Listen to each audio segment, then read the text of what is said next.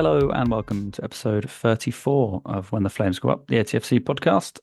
Something a little bit different this time. The first time we've done a kind of sole interview episode, as you would have seen from the title of it. This is Guy, who comes on the pod, on the panel. He sat down with David Kynaston to talk about his book, Shots in the Dark. There'll be a link in the description. Which is the diary of the 2016-17 season with real-world context. That's how I'll sum it up. Talk about his supporting the shots, how he got into the shots, favorite players, what he thinks of the team now. And just to note, it was recorded on the 12th of September. So that's your context. And I hope you enjoy the episode. So I'm joined by David Kynaston, a professional historian who's worked on a number of different books over the years, since the 1970s. He's covered a number of things which have come out quite recently. He has a sort of a continuing post-war series book, the most recent of which is A Northern Wind 1962 to 65, which came out last autumn, and also has a book which he co-wrote called Richie Beno's Blue Suede Shoes, which is about the famous cricket test of 1961 between Australia and England. David, welcome. Thank you, Guy. Thank you. Now, but of course, we're not going to be talking about cricket or Northern England, because of course we're talking about Aldershot. And what really stands out, I guess, for the listeners of our podcast, being all things Aldershot, is that you actually published a book about 4 years ago now, actually called Shots in the Dark, A Diary of Saturday Dreams and Strange Times, which came out with Bloomsbury then. And I think it's in paperback now, isn't it? It is paperback, yes. It's in paperback. Because I've got the hard copy. But maybe you could sort of tell us a little bit about what that book was about. Sure, and how it came about. I mean, I suppose deep down I'd always wanted to write at some point in my life a football themed book, and it was really what got me going was in 2016. It was the coincidence of my 65th birthday falling on the 50th anniversary of England winning the World Cup. In other words, the day England won the World Cup back in July '66 was my 15th birthday, and 50 years on, it just felt like a sort of moment to do something about football, which would have an autobiographical element, but would also be about what was happening in the world at large. I mean, July 2016, we're only a month on from the referendum, the Brexit referendum, and one of the two candidates in the coming US election to be held that November was a certain Donald Trump, not the favourite at the time to win, but we all know what happened. So it felt like quite a moment in sort of Western history, as it were, to be writing a diary. So really, the diary has, I suppose, three components really. One is very too much to do with the shots themselves. And at this point, obviously, the Shots had a new manager in Gary Waddock, and there was a bit of a sense of expectation. He'd taken us once before to the promised land. Could he do it again, and so on? So the idea of writing a diary of that season, 2016-17, which we'll come back to perhaps in a moment, was one element. Secondly, as I say, recording and reflecting on what was going on in the world at large, particularly in Britain and the States. And the third element was a sort of autobiographical element, to some extent more broadly, but specifically focused on football and the Shots, which by that point I'd been following the Shots for not quite half a century, but getting there. Yeah, can you bring us into why Aldershot? I mean, it stood out for me at the time when the book came out, and that we don't often see Aldershot, in literary form, shall we say? Yes, but what brought you to Aldershot and the club in the first place? It's the classic story of the first match you go to see. My father was an army officer. We were living in 1959 in the village of Headley Down, quite near, about 7 or 8 miles from Farnham. And Easter Monday, 1959, I was getting keen on football generally, and he took me to see Aldershot. And I was quite lucky, really, because the Shots beat Gillingham. This is the old 4th Division, obviously. Shots beat Gillingham 4-2. And so I saw 6 goals, and that was pretty thrilling. The right team won. But actually, looking back on it, I came to realise that the shots were in the middle of a dreadful run of home form, and before and after they were losing with gay abandon, as it were. But that particular, as I say, Easter Monday, they scored 4 and 1. I like to think I'd have had a sort of stout enough character to follow them anyway, but it did help. It did help. And actually, I've got a memory from fairly soon afterwards, solemnly getting a piece of paper out and writing 3 names on the piece of paper. And I wrote down Manchester United, Tottenham Hotspur, Aldershot, and scrutinising these 3 names, these 3 clubs. I mean, Manchester United, this was just after the it was the year after the Munich disaster, and emotionally they were big. Tottenham Hotspur, I think, because I loved the name. I just thought it was a great name. Tottenham Hotspur appealed to a 7 or 8-year-old boy's imagination. And Aldershot, because I'd seen them play and they were the local team. And I looked at this bit of paper and solemnly decided that Aldershot were the one for me of those clubs. And do you remember where you were in the? I assume it was at I was on the South Stand. I was in where I still sit, actually, in the South Stand. And of course, that was when the teams used to come out from the South Stand. I mean, that didn't change until I think some point in the 70s. I don't know exactly when. We were somewhere in the South Stand. I think we were more. I have a memory of being slightly more at the High Street end of the South Stand, but as to the match itself, no real memories. I think it was the home match I saw after that, which was a year or so later, a 2-0 win against Oldham, and I was just amazed by how high and far the goalkeepers kicked the ball. Which they did a lot. There was no playing out from the back. No, not for a very long time. I started going in the 80s, and it was still very much sort of a heavy plunking it forward. All of this playing out from the back is only sort of in the last 10, 20 years. But tell me something about, so you obviously, but there was a gap between you going to that first game and then the Oldham game. I was away at boarding. By that time I was already away at boarding school, actually, and my boarding school was in Shrewsbury. And my father moved around, being in the army. Although my mother, after my parents' divorce, was in Headley Down for a while, and then she and my stepfather moved in 1964 to Farnborough. So that was helpful, being just a couple of miles down the road. And then actually the boarding school I went to when I was 13 was Wellington College, Crowthorne in Berkshire, so not so far away. And my mother was was terrific, and with my stepfather they'd come and collect me from school. And I remember they were a very rule-abiding people.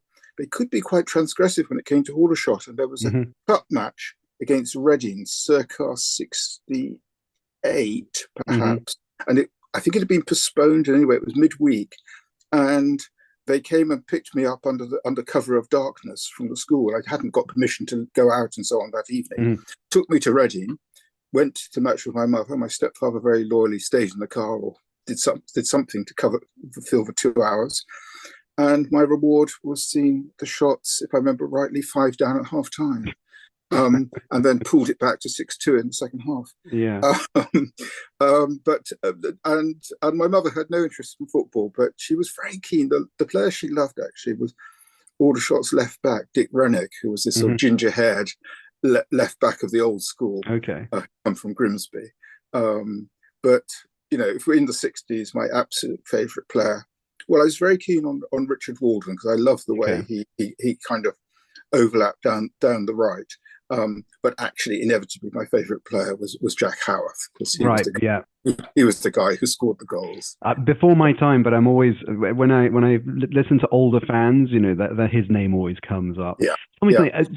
But did you go quite regularly at that time, or was it still relatively infrequent? And how did you keep tabs on the scores at the time? Because we did, we're living in a different world where completely different world, and I didn't get commentaries during matches. Well, managed to get during it would depend, as best I could during term time, and then my holidays were split between my father and my mother. So if I was with my mother in Farnborough, obviously I'd go whenever the shots were at home. But it was, it was bit infrequent. I mean, how often would I get to? Maybe I'd get to about 8 or 10 home games a year, something like that, I guess. And I kept very much, my mother very kindly always sent me the sports pages from the Aldershot News. Right, yeah. And I compiled for 5 or 6 years very extensive scrapbooks, which are actually on the hard copy of the of Shots in the Dark, are used in the end papers, rather elegantly actually designed. So, and following it, yeah, I mean, it was usually waiting for the score. And I can't remember if I told the story in Shots in the Dark, but one that stands out: school expedition. This is 68, I think, 69. School expedition to Oxford to see a Shakespeare play, and the Shots were top of the table. It was February or thereabouts, away at Doncaster, and I took the transistor radio with me, and I can't remember. I probably did sort of leave my seat at 10 o'clock or 10:30 or whenever the results were coming through to hear the result, and the Shots had lost 7-0. And years later, I think I do tell the story in my diary. I was in the States and met a guy from Doncaster who'd seen the match, and he came up the line. It should have been more. God, painful. It sort of a little bit reminds us more recently of the 8-2 battering they took at Chester about 8 years ago. And yes. I was living abroad at the time, but I would sort of get the updates, and so every time I'd check, just as another goal went in. But tell me, but one thing that struck me as well in the book is that, so by the early 70s or so, you were up at university in Oxford. I don't know if you were following the game as much then, because it also coincides with the time when Aldershot got promoted for the first time. Absolutely. It was the zenith of my Aldershot following time, the early 70s. And that was partly because football meant a lot to me then, meant a peculiar amount to me then, because I'd been sent to a rugby playing school. Even though football was my game, I'd been sent to a rugby playing school by my father, which I was pretty cross about. Although in those days, children seldom were asked or consulted about their choice of school or anything like that, about anything much really. But Oxford gave me the chance to play football, and my kind of best friend in my college was very football minded, and football was the thing I think I enjoyed most at Oxford, and it happened to coincide, as you say, with a rather golden period for the Shots, and it culminated May 73 with obviously the match at Stockport, the Shots needing a draw to go up, and I went up by train from Oxford to Stockport, saw the match. The Shots just got their draw, and I told the story in the diary of joining the pitch invasion at the end, making a beeline for Jack Howarth in order to slap him on the back, and realizing as I got close up to him how huge he was, and having to really sort of jump up almost to slap on the back. And then actually it was a great football 24 hours. So I got the overnight coach down from Manchester to London, and went in the Saturday afternoon, because it was a Friday night match at Stockport. Went on the Saturday afternoon to see the only cup final I've ever seen. And it was when Sunderland beat Leeds, which was one of the great shocks. Leeds were so mighty then. So it was a truly golden football 24 hours. So that was the absolute zenith for me. I mean, following the Shots over, best part of a lifetime, it does have its different rhythms, and I sometimes do think about that actually. And when by the 1980s, I was living in London, and 1985 became a parent, and eventually we had three children. And all that became very kind of all consuming, and working pretty hard. Yeah, really just work and family just dominated. And so it was only really from the sort of late 80s through to about around the mid 2000s or thereabouts, only getting to a handful of matches a season. So rather, and feeling, I remember when the Shots, that awful time in 1992 when the Shots folded. I didn't get to the very last home match, but I did get to either the penultimate or the pre-penultimate home match, and it was midweek at home to, I think it might have been Mansfield, but I wouldn't swear. And I over the years didn't usually stand on the East Bank, but I kind of felt for that match that's where I needed to go. And I remember very consciously going round to the East Bank, which was, the attendance was thinnish inevitably by time, understandably. And the Shots took an early lead, but in the end lost pretty 3-1, 4-1 or something. And it all felt pretty funereal. It was pretty clear what was going to happen. Yeah. And I remember the moment I heard on the radio, on the 7 o'clock news. I was doing some research at the library at the LSE at London School of Economics, and took a radio with me because it was sort of Judgment Day, or whether the Shots were bold or not. And sitting on a bench outside the library at about 7 o'clock, and hearing that the Shots had folded, and it was pretty grim. But then it sort of almost seemed like a sort of semi-miracle, the way that, you know, the phoenix, as it were, arose. But a friend, old football-minded friend of me, a Leyton Orient supporter, gave me quite a good bit of advice, which was when I first going to see the Shots reformed in the autumn of '92. He said, make sure you go to a home match, because if you go to an away match, it's absolutely tiny ground with a tiny attendance. I don't think you all have quite taken in the extent to which the Shots have, you know, they've gone down five tiers. Yeah. And so I followed, and we went together in the autumn home to Ewell and Epsom. And Ewell and Epsom and Ewell, perhaps, 1-1 draw. But at least it was it felt like a decent crowd, proper match, and it was the start of sort of rehabilitation. But I do regret, in retrospect, I didn't follow more of those years as we moved up the divisions. Well, and that's life was a bit difficult and busy and complicated. No, sure. And before we come to sort of the new club, I mean, one of the things I was curious about, because as you say, sort of from the 80s, you sort of maybe there was a bit of, you mentioned a bit of distance between you and the club. And this actually sort of coincides with, you know, maybe it seems like a false dawn, but it coincided with, you know, a number of sort of high finishes in Division 4 before they got promoted in 86, 87. So were you, or you were just following it from a distance at that point, or did you go? Because more following it for this. I remember I did get to the home cup, the third round cup tie again, home to Oxford United. Yeah.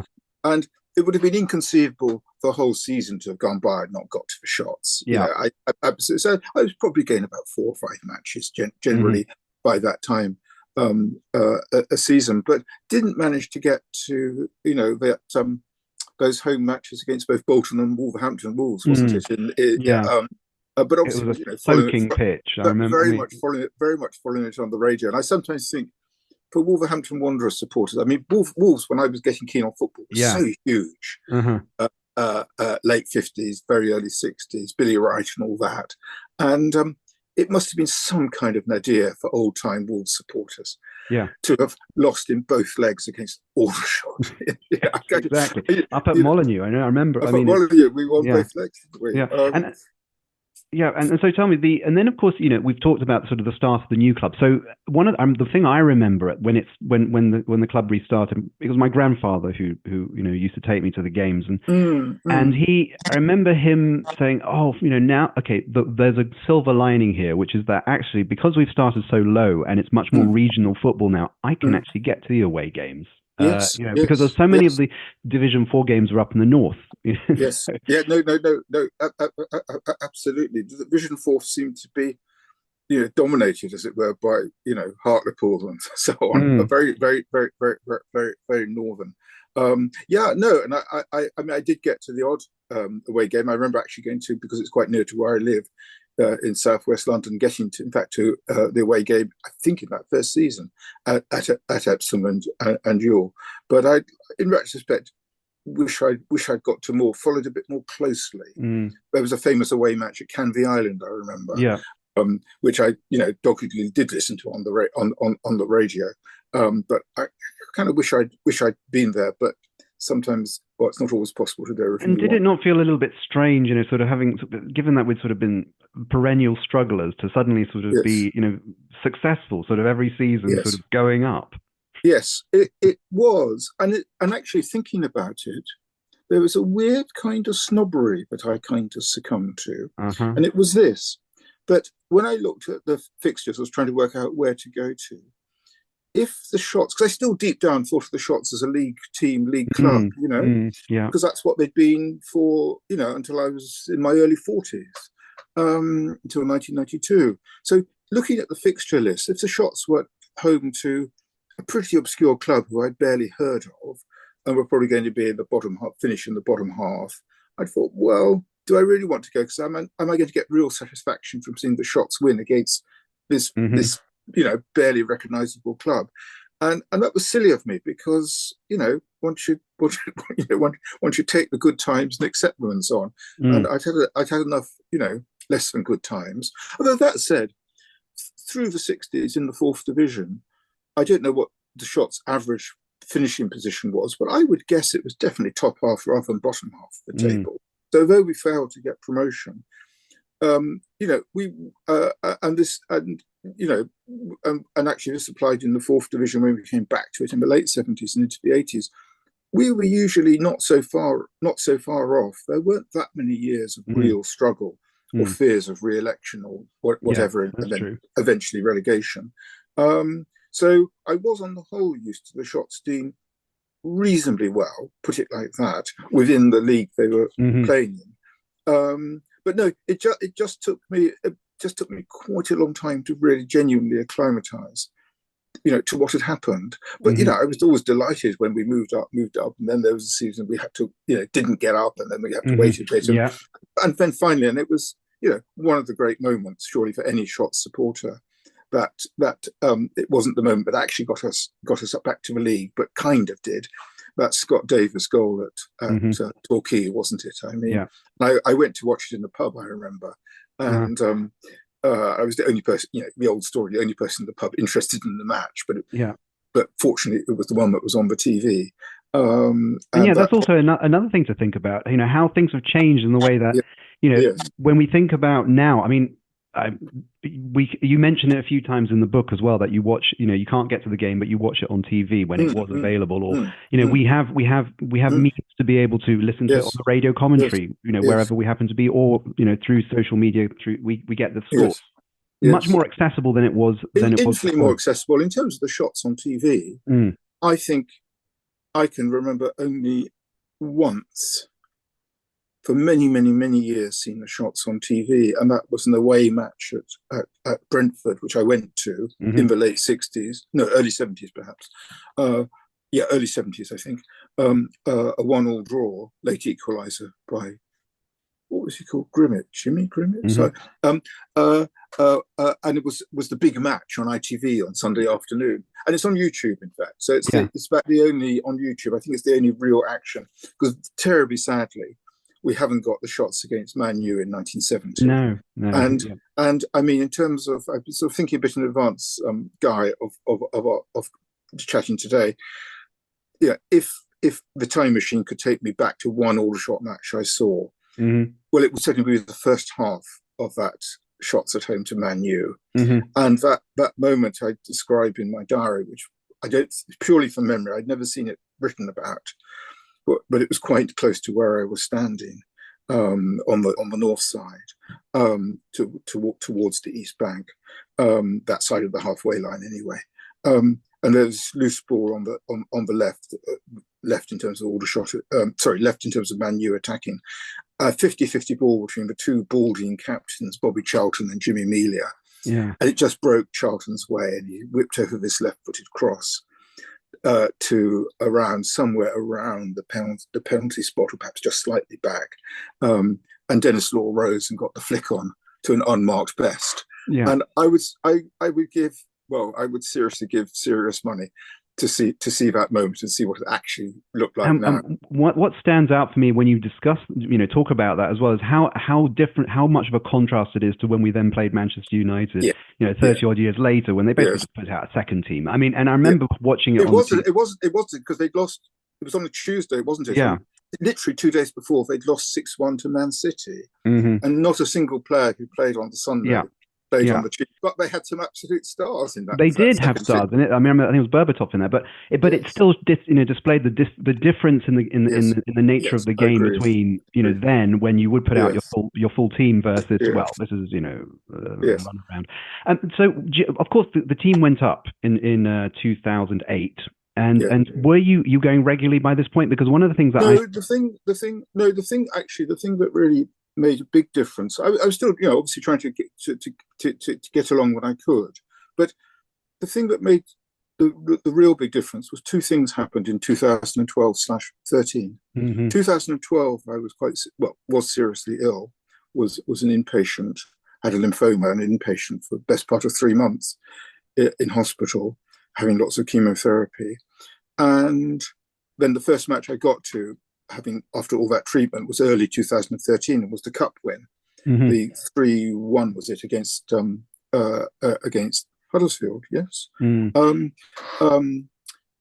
Yeah, and then because we lost in the fourth round to Middlesbrough, didn't we? When they got that late winner, and it was, it's a classic thing, intimations of mortality. I'm thinking I hadn't got to the shots as often as I would have wanted to, and I'd try and get along more. And then, of course, a few months later, summer of 2013, the shots nearly folded. Again, like many people, I kind of reached into my pocket as best I could. But one of the things I thought, well, now I'm going to get a season ticket. Once it was clear the club was going to survive, and have been a season ticket holder ever since. And you sit in the North Stand as well, is it? South Stand. South Stand, sorry. South Stand. Partly, well, it's kind of where I kind of got used to. I like the fact it's the side of the ground I originally, for many years, I was a North Stand person, but I quite liked therefore coming back to the South Stand,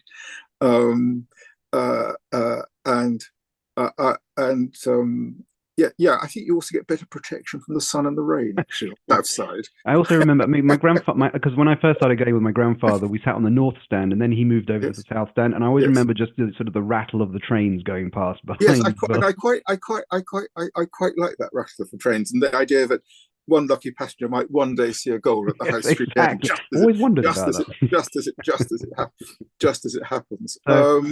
So became a South Stand regular, and Lucy, my wife, was very kindly become a regular too. And it's very very happy. So I felt a very kind of committed supporter, like going back almost. Sort of like emotionally speaking, like going back to sort of childhood, adolescence, early 20s, before life gets more complicated. Yeah. So it's slightly sort of full circle or something. Yeah. And of course the season that you write about, 2016-17, was one of our more successful seasons in that period. Sure.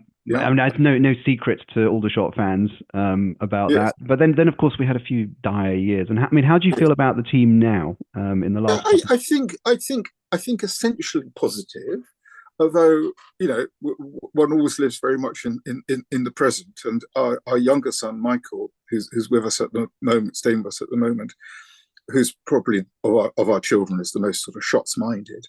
And I was just saying to him, just before we had started this conversation, but I felt that a team that had played 3 away matches at Braintree, Tamworth, and Ebbsfleet, and taken a grand total of 1 point, and that point, to judge by the highlights and listening to the commentary, was a little bit fortuitous.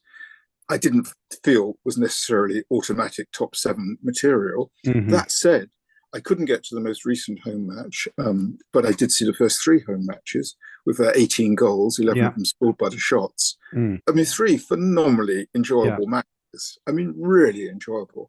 Because how many in a season, if one does say watch 23 home matches in a season, how many are really, really enjoyable? Well, perhaps a handful. Yeah. And this was 3 out of 3. And I was perhaps lucky to miss Saturdays.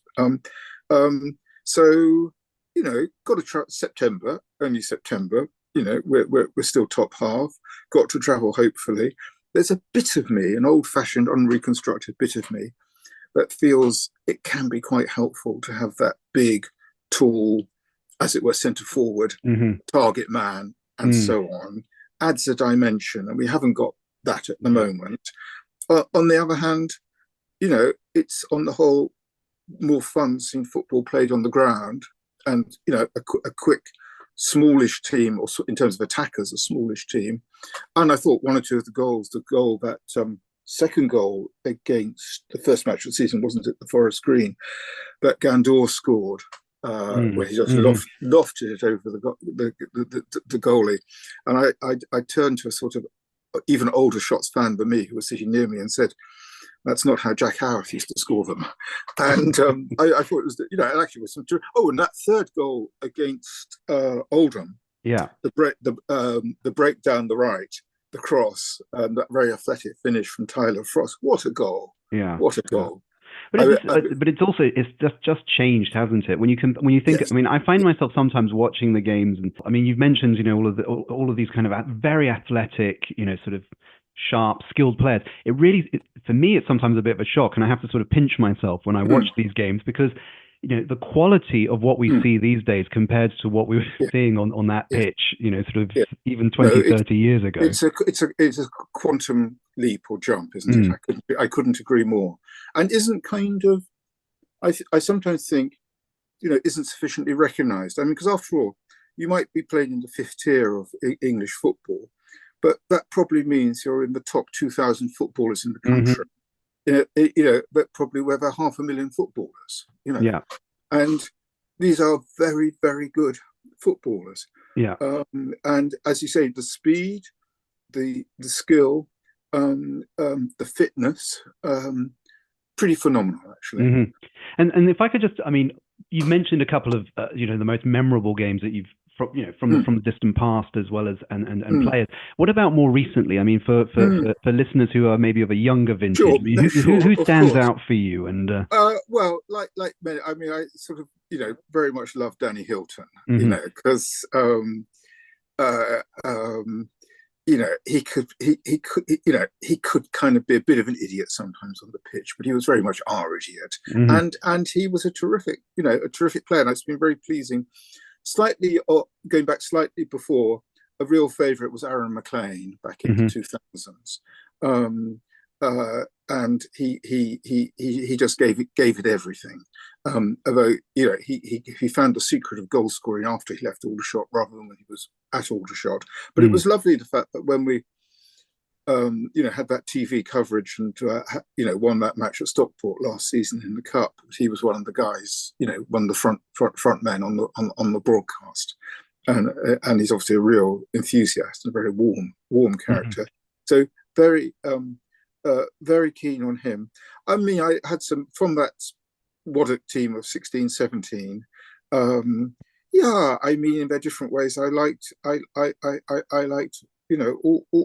all the team really, but the heartbeat of the team, as I say in my diary, was Jake Gallagher, Hmm. and it's been rather nice, actually seeing his younger brother, Hmm. playing for England. Hmm. And there was that story, I read an interview with the younger brother Connor, in which he was saying, obviously actually three footballing brothers, one of whom was Jake, and Connor was the youngest. He said something like, I was made to play most of the years. Growing up, I was made to play in goal. He says, you could just imagine. And actually, last Christmas, it was about Boxing Day or just after, perhaps just a New Year's, around Christmas period. My younger son Michael and I went to see a local team, Rains Park Vale, Hmm. and partly because we knew that Jake was at the club, but I think he'd been injured, hadn't been playing, but he came on a sub in the second half, Mm. and he still looked very distinctive, slightly bow-legged sort of way of running, Hmm. Hmm. very kind of still absolutely Jake. So in a way, I suppose he's been one of my real favourites of recent years. Mm. Yeah, so but I do regret, and I do quite strongly regret, the way that players don't stay, and this is not just Aldershot, Mm. don't stay with clubs for longer times. And you look at the list of appearances on the back page of the program, Mm. and it's a momentous event if someone gets to 100 appearances. Mm. And I think about the old days. I think about Len Walker, Richard Walden, Jack Howarth, Tony Godfrey, and they all, several hundred appearances, and Mm. you really get to know them, and they become like real friends. And now, and with the loan system as well, one gets through Hmm. so many players in the course of the Yeah. season, and sometimes, it will be mentioned in the program or on the radio commentary or whatever, that someone in the lineup for the opponents used to play for Aldershot and was Yeah. completely forgotten the name because they were on loan. They played three times, and Hmm. blink and you missed. Yeah. And so I do regret that lack of continuity. I think that's a great shame, actually.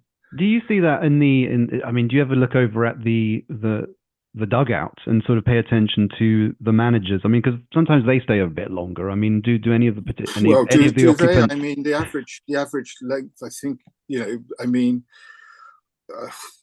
Aldershot managers of the last 10 years, say, since 2014.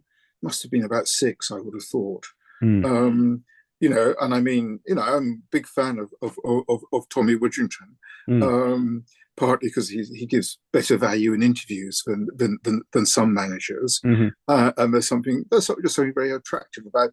I thought it was sort of really epic last season when we had the shot scoring 7 at Swindon, and creating a record really to be proud of. I mean, quite a record. Most goals scored by a non-league club against the league club ever in the cup. What a achievement! And wasn't it the same sort of time that? And obviously there was Theo in Aldershot's lineup or in the squad, but the brother in Strictly as well. And sort of the stars seemed just for a week or two. The stars seem completely aligned. And suddenly Aldershot sort of front page news. Exactly. We're not used to that. So it was a very cherishable moment, actually. Yeah. Wasn't it? So obviously you're enjoying the football at the moment, and you're getting you're trying to go as much as you can. Yeah, no, definitely try and go as much as I can. And as I say, in terms of this particular season, still travelling, hopefully, and. We've obviously got 1 or 2 very with the older players, Josh Barrett and James Henry. James Henry. You have obviously played a more sort of elevated level and so on. Just a little bit dismayed by those 3 away performances. You've got to get more points than 1 out of 9 of those grounds if you're going to be serious contender. The team who play lovely football and are top, I'm sure deservedly, are Gateshead. And when they came here to us last season, and we were lucky to get a 1-1 draw, I thought they played some of the best football I'd seen from a non-league side, actually. So we're not at that level at the moment, I'm afraid. But then, don't you think? I think if as long as one can go along to a match, particular home match, and feel there's at least an even or perhaps slightly better than even chance of winning, or at the very least not losing, that's okay. I mean, it's just a bit dismal when you go along almost sure you're going to lose. And there was that awful season. Was it the last Wattock season, 18-19? And we didn't win a home match between October, and I think we did win right at the end. Yeah, I mean, that's no fun. No, it isn't. But one of the things that sort of stands out both in your book as well as in your public talks around the book is sort of the sense of constancy and continuity that Aldershot has given you as well. Yeah, I think so. I think, Guy, in all seriousness, that is somewhere near the heart of it. Is to do with, I mean, almost the most important thing in life, it seems to me, or at least a crucial thing in life, is to have a reasonably strong sense of identity. I mean, that's not to say I like identity politics, I don't much, but we all do need our sense of identity. And, life changes, parents die, sometimes friends die, and so on. And things change generally in the world. And the pattern of one's own life changes. And I feel very, very happy and actually privileged as I go to an Aldershot home match to think this is the ground where I first went to in 1959. Now 65 years ago, I got that right, I think so. 65. It's still the same ground, it's recognisably the same ground, and the shots still playing roughly the same colours, still red and blue. And I've always felt very sorry for supporters whose grounds have moved. Must be awful, actually. Intensely grateful that hasn't yet happened to Aldershot. And it's just been a sort of significant thread through my life. And I'm sure one could survive without it, but I'm very grateful to have had it. Well, that's a wonderful point on which to end. So thank you, David. I appreciate it. Pleasure, Guy. Pleasure.